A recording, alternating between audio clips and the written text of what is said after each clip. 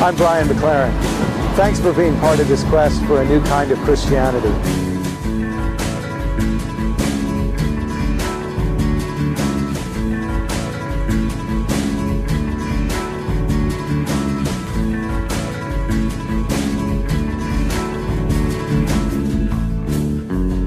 Question number 4.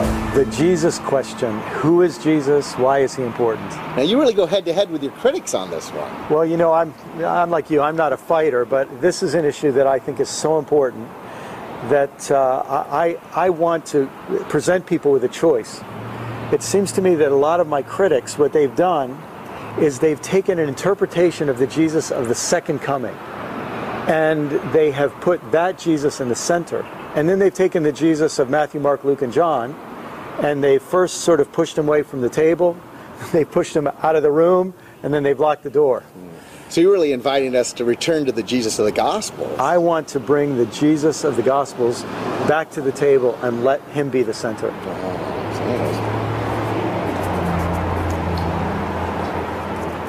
Why do you think it's so important to focus on the first coming Jesus? Well, look, the first coming Jesus didn't kill anybody. He was a man of peace. He didn't torture anybody. He was tortured. The first coming Jesus didn't reject anybody. He was rejected. He didn't exclude anybody. He was excluded. He was a Jesus who presented to us the image of God as one who loves us, who forgives us, who accepts us where we are. And if we allow that picture of Jesus and of God to be marginalized, it increases the likelihood that the Christian faith will be a faith that kills and tortures and rejects and excludes. And the fact is, we see an awful lot of that going on. And we've seen it in our history, and in sad ways we see it going on still today. So for me, this comes to the core of our faith, and it's very literally a matter of life and death. So who do you see Jesus as? Well, I think Jesus is so many things, but what I do in this section of the book is I bring us to the Gospel of John. And John begins by describing Jesus as the Word of God.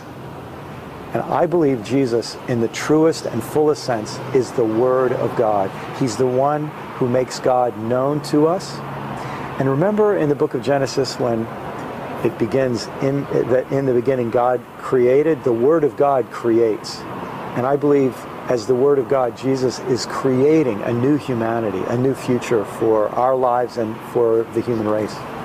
So not done even yet. Not done even yet. That's amazing. So you're saying Jesus is the Word of God. Most of us think of the Bible as the Word of God. Well, actually, something I talk about in the book, and I think it's pretty important. Let's take this Bible and say, okay, this part represents the Old Testament, the Hebrew Scriptures, and let's say this part represents the epistles and the rest of the New Testament, and then let's say the center represents the Gospels, Matthew, Mark, Luke, and John, that present Jesus. So another way you could say it, this covers the Old Testament, this covers the New Testament, and the spine is Jesus.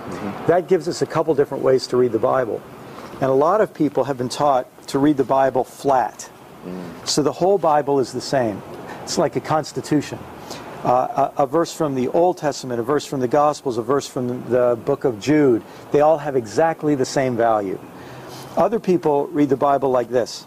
The Old Testament is primary because it sets up all the boundary conditions, and then Jesus and the New Testament basically are a solution to a bunch of issues from the Old Testament, but it really makes the Old Testament primary. Other people read the Bible like this. You could say, you know, the Old Testament is good, Jesus was great, but the Apostle Paul, he's the one, and you really pay attention especially to Paul's writings, and so that becomes the pinnacle of the Bible.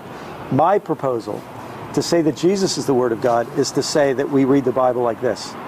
The Old Testament Scriptures lead us to Jesus. The New Testament Scriptures follow out from Jesus. So the Scriptures bear witness to Jesus as the Word of God. The highest revelation of God, I'm suggesting, comes to us not in pages, but in a person. Not in words on paper, but in the Word of God made flesh. And it brings it to life. And to me, it's so much more hopeful, so much more life-giving. That not only sets Jesus in a radically different position for me, but so alive. To me, this approach could lead to a new kind of Christianity.